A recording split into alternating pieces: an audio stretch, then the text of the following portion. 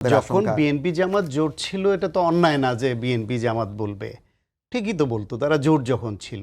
এখন এনসিপি জামাত জোট, তো সেখানে এনসিপি জামাত বা জামাত এনসিপি বললে তাদের এত খারাপ লাগার কারণ নাই। সুতরাং এমন ভাবের কি আছে? আপনাদের দোস্তিটাকে আমরা স্বীকৃতি দিচ্ছি, বরং এটা দিয়ে এনসিপির নিজের ডেটোরিয়েশন হয়েছে কয়েকটা সিটের লোভে।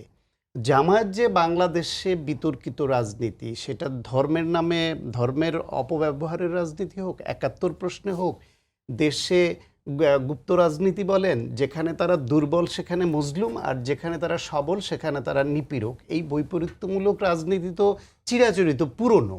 আর কালকে ফরহাদ মাঝার কি বলছে যে আওয়ামী লীগের সঙ্গে তো মিলিয়ে ফেলেছে, আওয়ামী লীগের অমরত্ব দিয়েছেন রাষ্ট্রচিন্তক জামাত যতদিন থাকবে ততদিন আওয়ামী লীগ থাকবে। জামাত থাকলে আওয়ামী লীগকে আমরা এখান থেকে মানে সরাতে পারবো না, এটা তিনি বলছেন। তার আবার প্রতিবাদও করেছে জামাত।